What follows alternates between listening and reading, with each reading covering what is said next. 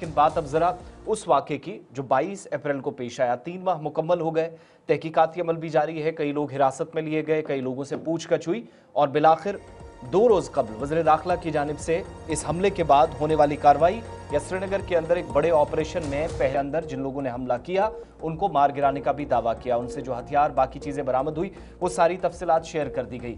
लेकिन इसमें एक और बड़ा खुलासा हुआ है। पहलगाम हमले में जहां तहकीकात भी साथ साथ चल रही हैं, इस वक्त भी जारी है, एनआईए के पास केस है, तो पता चल रहा है कि हमलावरों का ताल्लुक जो पहले ही वज़ीर दाखिला ने किया था, कहा था कि पाकिस्तान से था, लश्कर से या टीआरएफ जो मिलकर काम करने वाला ग्रुप है उसके साथ इनकी वाबस्तगी थी। लेकिन सबसे बड़ा खुलासा कि हमलावरों के फोन से पाकिस्तानी नादरा जो एक बड़ी एजेंसी पाकिस्तान के हैं, एक इनकी आईडीज बरामद हुई है जिसकी तरफ इशारा किया गया था लोकसभा में कि पाकिस्तान के मारे गए इन दहशतगर्दों के वोटर नंबर्स या आईडीज क्या हैं वो भी भारत सरकार को पता चल गई है, सिक्योरिटी एजेंसीज ने पता लगाया है।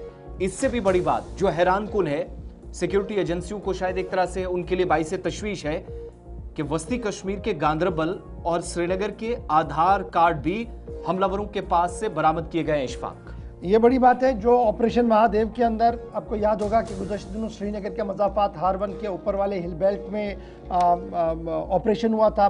3 मिलिटेंटों के मारे जाने की खबर आई थी उस ऑपरेशन के अंदर। उसमें यह भी कहा गया है जी लॉन्ग रेंज कम्युनिकेशन सेट्स, लोरा जिसे कहते हैं, वो रिकवर हुआ है जी ऑपरेशन महादेव के दौरान। फिर NTRO जो एक और डिवाइस है, नेशनल टेक्निकल रिसर्च ऑर्गेनाइजेशन जो है, उनका मानना है कि वो इस लोरा सेट को देख रही है क्योंकि ये लॉन्ग रेंज कम्युनिकेशन सेट वहाँ से मिला है। फिर पाकिस्तानी हैंडलर्स जो यहाँ पर मौजूद थे वो इसी गैजेट्स के ज़रिए से अपने दीगर लोगों के साथ भी राब्ते में थे। इस तरीके की बात कही है। जज़ास ने आपको कहा कि मामला यहीं तक नहीं है बल्कि आधार कार्ड का मिलना एक बहुत बड़ा मामला है कि अगर पाकिस्तानी मिलिटेंटों के पास आधार कार्ड मिलता है यानी वो शनाख्ती कार्ड अपना बनाने में कामयाब होते हैं तो चकमा और आने वाले दिनों में मुश्किलें और भी बढ़ सकती है। ऑपरेशन महादेव को जब आप क्रॉस बॉर्डर टेररिज्म के एंगल से देखेंगे तो यहाँ पर आपको ये साफ नजर आएगा। लॉन्ग रेंज रेडियो सिग्नल्स वाला सेट इनके पास था जिसे इंटरसेप्ट किया गया था और ये ट्रैक करता था जी तकरीबन 3 से 5 किलोमीटर तक का रेडियस, यानी जो डिवाइस इनके पास था 3 से 5 किलोमीटर के दायरे में ये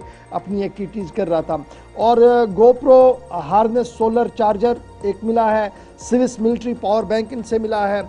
आधार कार्ड की डिटेल्स आपको आसिफ ने पहले ही बताई। सीधे श्रीनगर चलेंगे जहां से हमारे साथ मजीद बातचीत के लिए इमरान नाइकू भी है। इमरान, ऑपरेशन महादेव हुआ और ये दावा पेश किया गया कि पहलगाम हमले के अंदर अहम तरीन मुलजिमीन जो है उनको मार गिराया गया। बात यहीं पर नहीं रुकी बल्कि बात पार्लियामेंट तक आई और पार्लियामेंट के अंदर वज़ीर दिफा साहब, वज़ीर दाखिला साहब ने डिटेल में प्रेस कॉन्फ्रेंस की बात रखी और उन्होंने ये साफ कर दिया कि किस तरीके की सूरत हाल है और क्या कुछ हो रहा है और किस तरीके से ऑपरेशन किया गया है।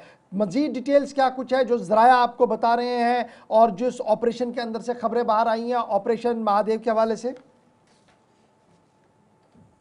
जी बिल्कुल, जैसे आपने इस पे बड़ा तफसीलन कहा कि ऑपरेशन महादेव के नाम से जो श्रीनगर के आउटस्कर्ट्स दाचिगाम फॉरेस्ट्स में चला गया और ये कहा गया सरकार की तरफ से कि ये वो लोग थे, ये वो अटैकर्स थे जिन्होंने पहलगाम हमला अंजाम दिया था।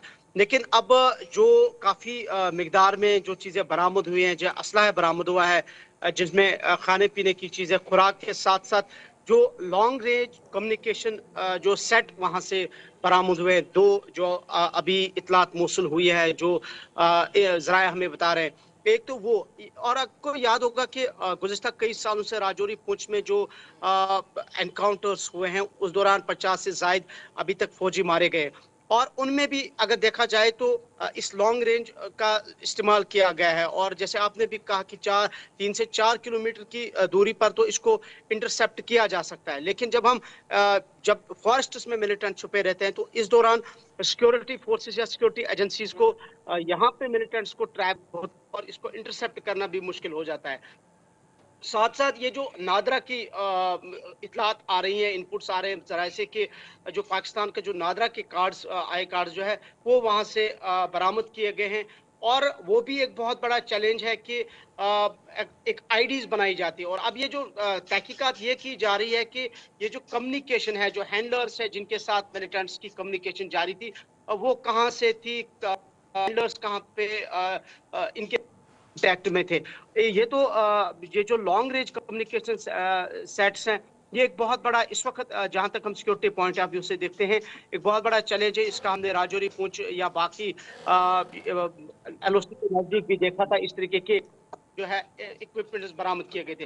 लेकिन कुल मिला के हम देख रहे हैं कि अब जो इस बार जो मिलिटेंसी का रुझान है वो एक एंटायरली डिफरेंट है। जो आलात इस्तेमाल किए जा रहे हैं, जदीद तर्ज के आलात इस्तेमाल किए जा रहे हैं, जिनकी वजह से जिन्हें इंटरसेप्ट करना सिक्योरिटी एजेंसियों को बहुत मुश्किल हो रहा है। और साथ साथ ये जो श्रीनगर के आउटस्कर्ट्स में एनकाउंटर हुआ, इसमें दो जो आधार कार्ड जो है, एक श्रीनगर और एक बडगाम के शहरी का बरामद हुआ की भी तहकीकात की अच्छा, जा रही है। ये बड़ा इसके इम्पोर्टेंट अलावा है। ये दीगर ये जो यहाँ खाने पर पीने जरा की एक चीज चीजें में जो हम पाकिस्तानी मीडिया को देख रहे हैं, ये फॉल्स फ्लैग ऑपरेशन है जी, ऑपरेशन महादेव पर उन्होंने बड़े सवाल उठाए थे। लेकिन जिस तरीके से नादरा के लिंक्स यहाँ मिल रहे हैं, लॉन्ग रेंज डिवाइसेस का मिलना, पाकिस्तान के साथ डायरेक्टली चार्जेस कनेक्शन और हैंडलर्स के साथ बातचीत का होना और दीगर जो मटेरियल मिला है, उससे तो ये साफ है कि ये लोग कौन थे, कहाँ से आए थे और क्या कुछ इनका करना था। तो क्या हम ये माने कि अभी भी इन्वेस्टिगेशन पार्ट में काम करने की ज़रूरत है, क्योंकि शायद बहुत सारी चीज़ें हैं जो अभी भी नज़रों से ओझल है, जिसके लिए एनआईए और दीगर एजेंसियां अभी भी इन्वेस्टिगेट इसको करिए, क्लोज केस नहीं किया गया है। जाहिर सी बात है, इस तरीके के मामलात या इस तरीके के इंसिडेंट्स जब पेश आते हैं तो ये हाई लेवल इन्वेस्टिगेटिव मैटर्स होते हैं। जैसे आपने खुद कहा कि ये जो लॉन्ग रेंज सेट्स जो बरामद किए गए, अब ये नेशनल टेक्निकल इन्वेस्टिगेशन या ऑर्गेनाइजेशन को भेज दिया गया है और वो इसकी तहकीकात कर रहे हैं। और साथ साथ जो है दीगर जो जितने भी इन्वेस्टिगेटिव इदारे हैं वो इसको देख रहे हैं। जैसे आपने कहा कि पाकिस्तान ने इसको फॉल्स फ्लैग कहा है, लेकिन अगर आप यहाँ देखेंगे तो यहाँ अपोजिशन है, कल तारिक करार ने भी इसी तरीके का स्टेटमेंट दिया। पार्लियामेंट के अंदर अपोजिशन का भी ये कहना है। सो उनकी बात अपनी जगह पे, लेकिन इन्वेस्टिगेटिव मैटर का जहां तक ताल्लुक है, इसकी बड़े पैमाने पर और कहीं ऐसा इन्वेस्टिगेशन की तो जा नहीं रही कि है। अब खासकर एनआईए जो जो ऑलरेडी नादरा जांच के कर रही आई है इस कार्ड्स केस में, मिलना या वो जो जांच लॉन्ग के रेंज दायरे को सेट्स ऐसा हो सकता है कि जांच के दायरे को वसी किया जाए, आधार कार्ड प्रोवाइडर्स जो हैं शायद ये क्रैकडाउन या ये तहकीकाती अमल वहां तक भी जाए एनआईए की तरफ से, खास तौर से जब इस तरह की अफसोसनाक बात सामने आई। बिल्कुल, जब पहलगाम अटैक हुआ था तो इसकी जो प्रोब है ये दरअसल एनआईए ही कर रही है। और एक बड़ी डेवलपमेंट जो अटैकर्स को मारा गया, तो इस पर मजीद एक तो एनआईए है, बाकी जितनी भी सिक्योरिटी एजेंसियां हैं, और अब ये इस चीज़ की तहकीकात की जा रही है। जैसे मैंने कहा कि ये कम्युनिकेशन या हैंडलर्स के साथ ये कम्युनिकेशन किस तरीके से हो रही थी, एक तो उस चीज़ की तहकीकात की जा रही है। ये जो दो आई कार्ड्स आधार कार्ड मिले हैं उसकी तहकीकात की जा रही है। कम्युनिकेशन जो सेट्स यहाँ पे लॉन्ग रेंज के बरामद हुए हैं उसकी तहकीकात की जा रही है। नादरा के आई कार्ड्स के यहाँ पे चलिए, बहुत शुक्रिया जी इमरान नाइक को हमारे साथ और ज्वाइन करने के लिए। फिलहाल केस वाइंड अप नहीं है जी, इन्वेस्टिगेशन मजीद पार्ट है। ये बड़ी इंपॉर्टेंट डेवलपमेंट थी जो ऑपरेशन महादेव के हवाले से हमने आपके सामने